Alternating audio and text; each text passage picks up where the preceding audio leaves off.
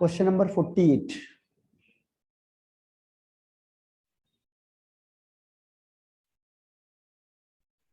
Question number 48 है, इसमें NaCl react with concentrated H2SO4 to give colorless fumes with pungent smell, but on adding MnO2 the fumes become greenish yellow.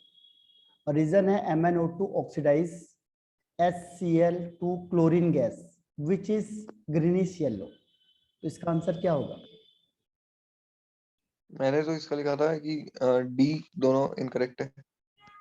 इसमें D का मतलब होता है reason correct और assertion wrong.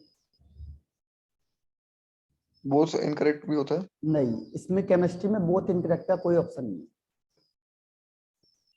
इसमें तो दोनों राइट है, ये दोनों राइट है, रीजन भी करेक्ट है।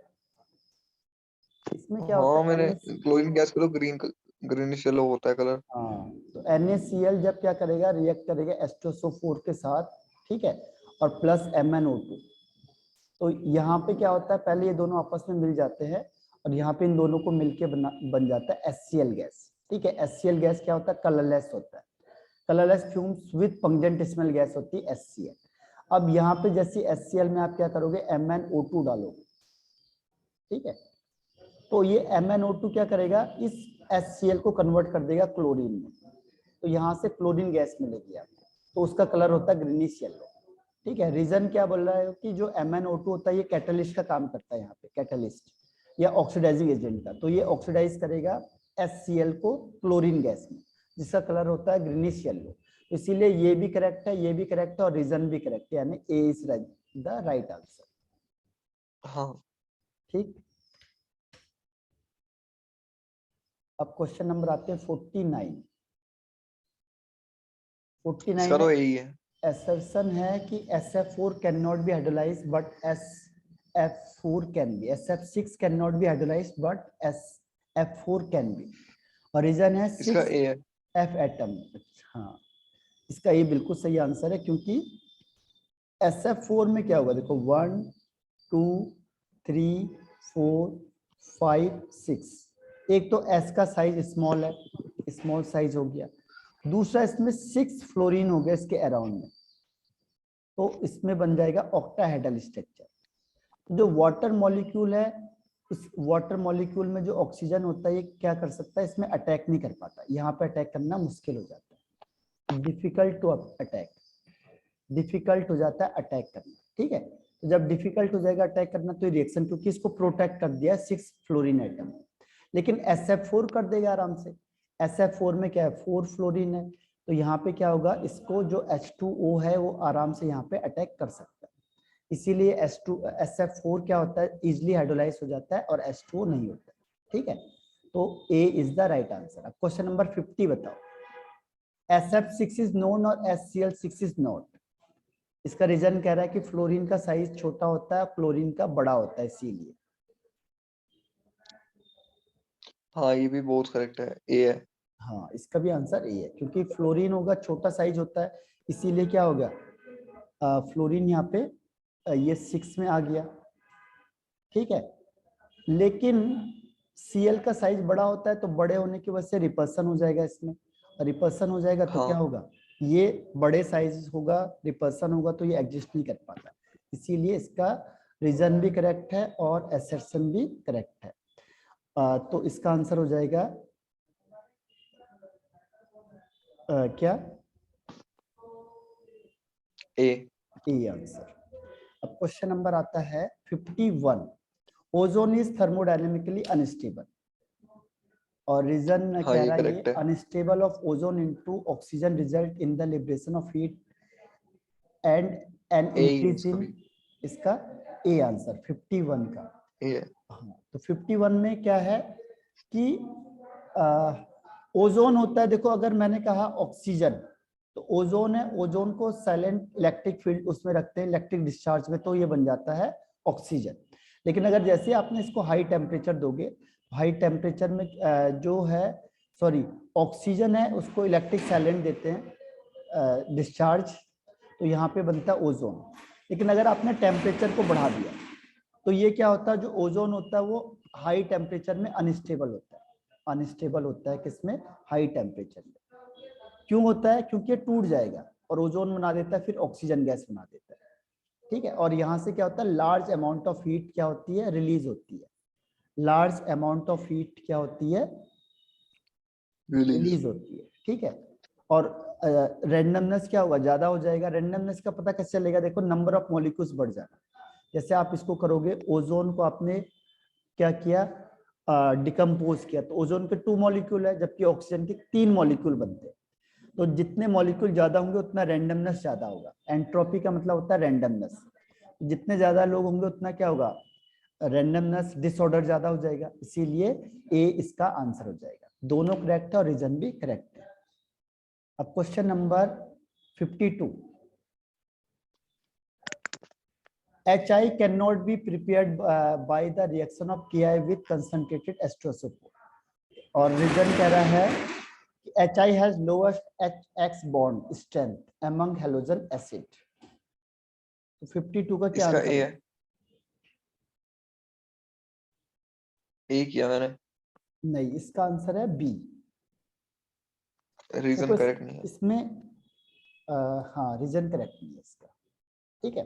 देखो HI क्यों नहीं बन सकता, ये हमने कल भी किया था, can not be prepared by the action of Ki। जैसे Ki प्लस H2SO4 किया हमने, तो यहाँ से क्या बनता है, HI बन जाता है। ये रिएक्शन में देखो, ये प्लस वाला है, ये माइनस है, ये प्लस है, ये माइनस है, तो प्लस माइनस के साथ जाएगा तो ये बन जाएगा K2SO4, ठीक है। लेकिन HI क्यों नहीं बनता है, हमने कल देखा था कि जैसे HI में क्या करोगे आप, स्ट्रॉन्ग ऑक्सीडाइजिंग एजेंट को डालोगे तो ये HI किस में चेंज हो जाएगा, I2 में, ठीक है। I2 यानी कौन सी गैस बन जाएगी, आयोडीन, जिसका कलर होता है वायलेट कलर, तो ये वायलेट कलर वाला बन जाएगा, ठीक है। तो इसीलिए आप क्या कर सकते हैं, HI को इसके थ्रू नहीं बना सकते, तो ये भी करेक्ट है। और HI है जो उसका बॉन्ड स्ट्रेंथ क्या होती है, सबसे कम होती है, क्योंकि ये जल्दी टूट जाएगा। I का साइज बड़ा होता है, लार्ज साइज होगा तो जल्दी टूट जाएगा, ठीक है।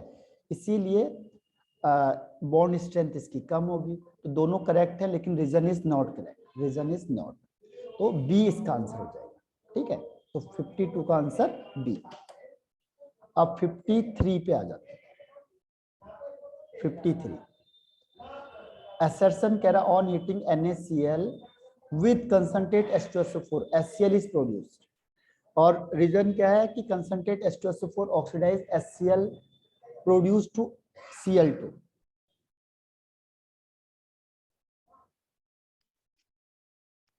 इसका मैंने किया था, ये ए किया था मैंने। 53 देखो क्या होता है कि जब आप HI को लेते हो, HI, ठीक है, HI से H2SO4 क्या होता है, रिड्यूस हो जाता है और ये I2 बना देता है।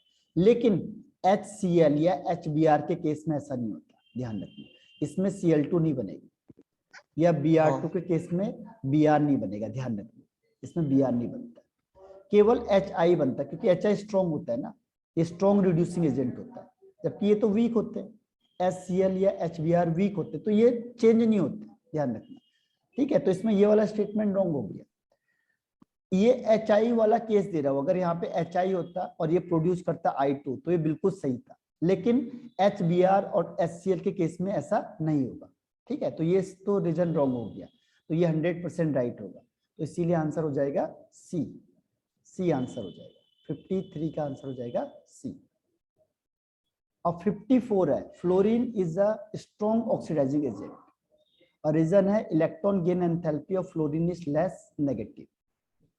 इसका आंसर क्या होगा, मोर नेगेटिव होना चाहिए। नहीं, अभी हमने किया था ना, देखो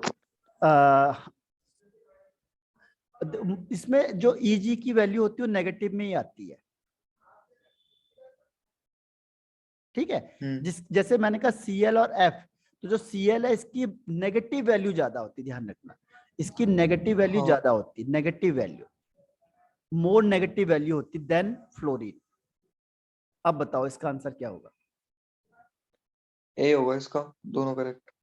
नहीं, इसका आंसर है कि फ्लोरीन स्ट्रॉन्ग ऑक्सीडाइजिंग एजेंट होता है। ऑक्सीडाइजिंग एजेंट में फ्लोरीन ही नंबर 1 पे होता है, फिर क्लोरीन, फिर ब्रोमीन, फिर आयोडीन। हाँ तो ऑक्सीडाइजिंग एजेंट का मतलब क्या होता है? जो दूसरे को ऑक्सीडाइज करता है, ठीक है, ऑक्सीडाइज करेगा दूसरे को, लेकिन इसके खुद का क्या हो जाएगा?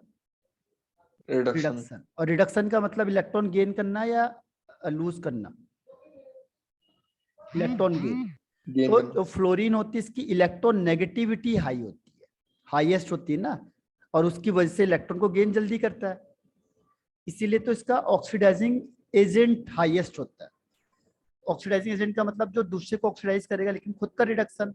रिडक्शन का मतलब gain of electron. Gain electron को कौन गेन करेगा जल्दी? जिसकी इलेक्ट्रोनेगेटिविटी हाईएस्ट होगी, ठीक है। इसलिए रीजन करेक्ट नहीं है, लेकिन स्टेटमेंट दोनों करेक्ट है, तो बी इसका हाँ आंसर हो जाएगा।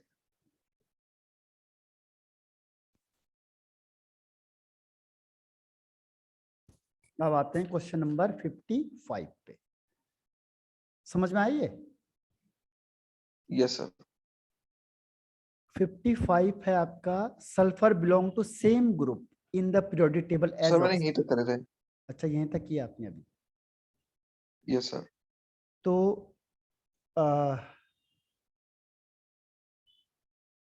क्या करोगे अभी? करोगे इसके बाद आगे? इसके बाद रिवाइज हाँ, करूंगा भी दोबारा ही। एक बार ये इसको थोड़ा पूरा सा बचा है सॉल्व मेरे करके चलते। फिर मुझे भेजो दोबारा आंसर सीट, चलो ठीक है। ठीक है। और फिर मैं आपको इसमें इसके बाद इसमें से देखो 15, 16, 17, 18 में से कौन सा डाउट है, उसको फिर रिवीजन करना है, तो मुझे बताओ अभी, ठीक है, 30 मिनट्स के अंदर यस अंदर। सर। ठीक, फिर मैं क्लास स्टार्ट करता हूँ 30 मिनट्स में, ठीक है। ठीक है। अभी मेरी वैसे क्लास है 7 बजे। 7 बजे से है ना अभी तो क्लास? अभी तो 5 हाँ बजे है, जी। तो 5, ठीक है। 5:30 से 6:30 तक कर लेंगे ना एक और क्लास, हाँ ठीक। उसमें रिवीजन कर लेंगे। हाँ हाँ, ठीक। Yes sir. Thank you sir.